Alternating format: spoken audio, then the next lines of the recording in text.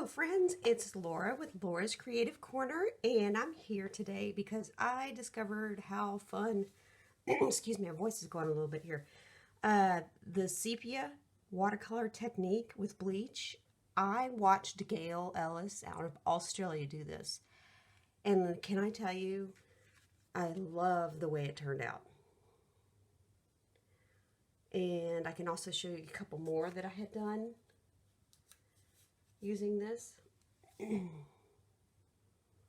just come out so stunning, and it's so simple. I mean, there's a lot of steps to it, but it's so simple. And then once you get one done, you're like, oh, well, maybe I should try this set.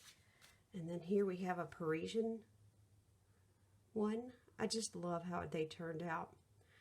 So let's go ahead and get started. I'm going to put this to the side so I don't get it wet. Bear with me with my voice, sorry. I have a very vanilla thick card base, already pre-scored. It's your typical A2. So when you fold it, it'll be 5.5 by 5 1/4. So I just put that aside, and then I did the mat just a tad bit smaller at 5 1/4 by 4. And then I went a little bit smaller for the watercolor paper. I did like a 3.5 by 3.5 square for the flower. And then 3 3/4 by 5 for the watercolor paper. So, I got a great tip from Patty Bennett, another wonderful Stampin' Up! Demonstrator. I'm using one of the plates from the Stamperatus. And what we will do is we're going to lightly spritz the back, so when you lay this down, it keeps it from curling up while you're trying to work on your surface. And for this card, we're going to go ahead and do a watercolor wash using the soft suede. I'm going to go ahead and open up the lid of the stamp pad and put just literally one drop is all you need, of the soft suede re-inker. And then I'm going to take an Aqua painter and just kind of give it just a little bit of water. And then I'm going to mix it up. And this is the fun part. There's no rhyme or reason to a watercolor wash. They're so simple. And the varying shades that you create when you do this makes this technique even better. So if it's a little bit darker in one area, you will be okay. It will look fantastic once you dry it. So, and then I also did that with the smaller piece. You can stamp either before you do your small piece with the flower. I'm using a wild rose.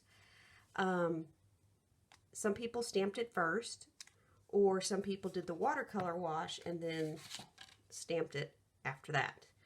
So since I already have one already started, I'm going to go ahead and move this out of the way.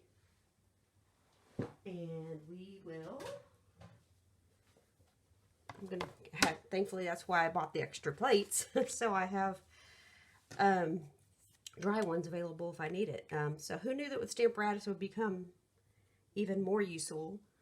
If you don't know what the Stamperatus is, it's a stamping positioning tool that's really great for making multiple cards and making sure things line up. And the plates are removable, which is great. And okay, so what I'm doing here is I'm going ahead and coloring with some of this watercolor wash that I used on the inside of the flower.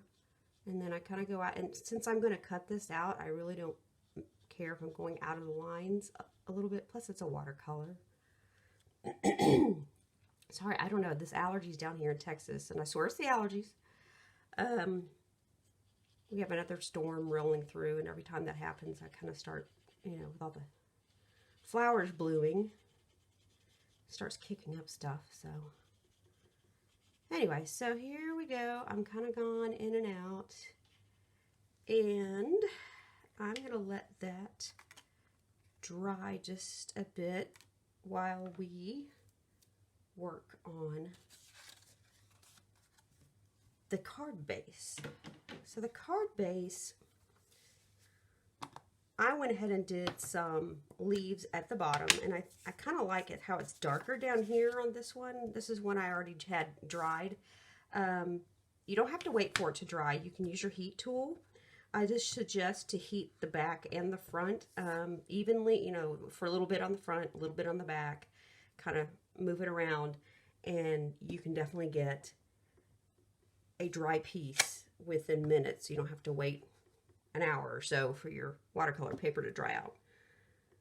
So I'm doing these little leaves so we can, it's part of the, behind it, we're going to do a little bit of the bleach there as well, because the bleach is what makes this technique fantastic. And let's see here. I need to do the coloring of the leaves too. Real quick. I love this. This is just great for somebody who is a perfectionist like me. Because if I get outside the lines, I'm like, oh, no, I don't have to worry about it on this one.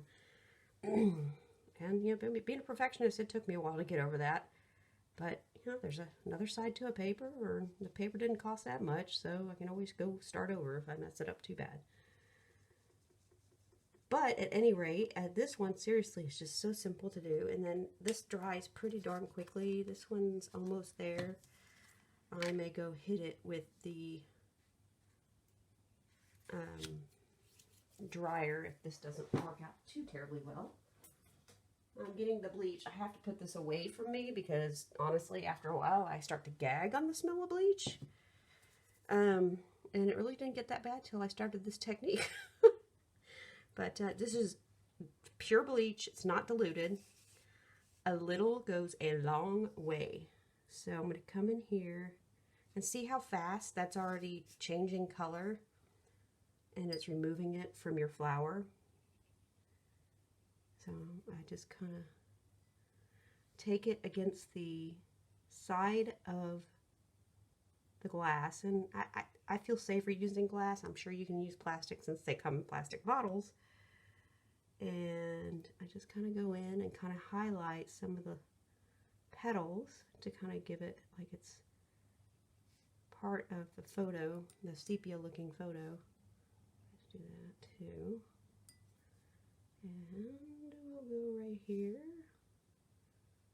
I really don't have any rhyme or reason. You can stop for a second, look, see where you want to adjust it.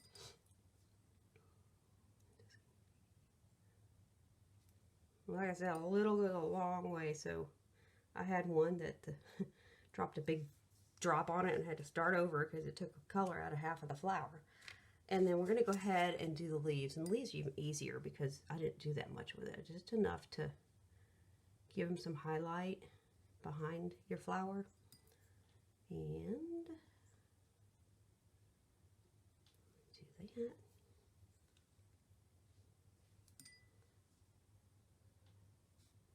Here we go.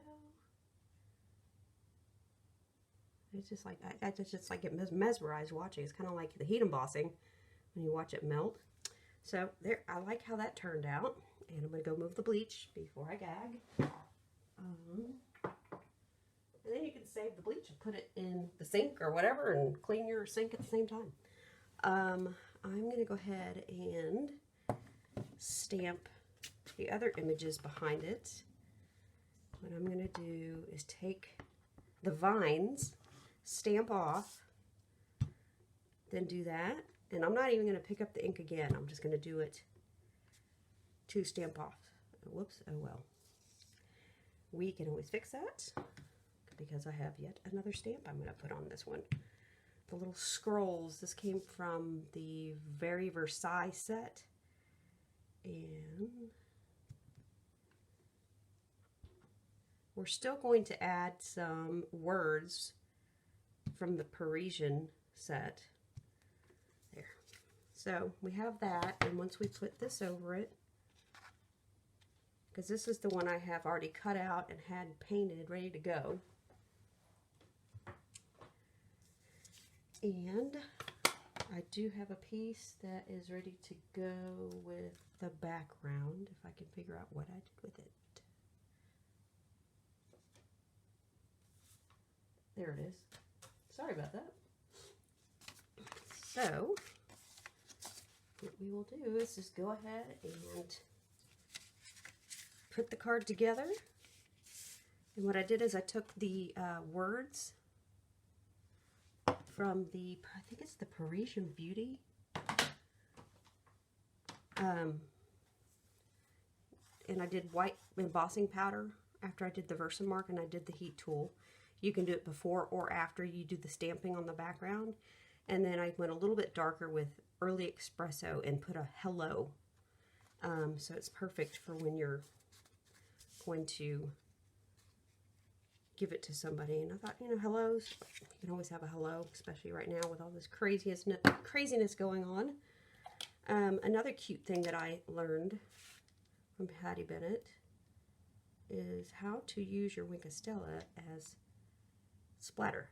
So I took some right here by the tip and just flick it and then kind of squeeze a little bit down into the reservoir, and it kind of splatters some of it on your project. You'll see it kind of come up in just a second as soon as it dries. Of course, I think I got it halfway all over the surface, but that's okay. I love it when we have bling. So anyway, you put some dimensionals here and a little bit of wink, and you put your card together, and when you are finished, you will have this.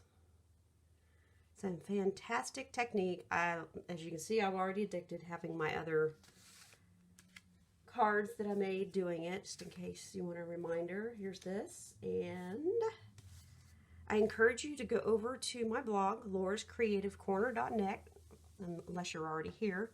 I have the March hostess code is right here, and you can click the shop now, and you can get your celebration items that are going on right now.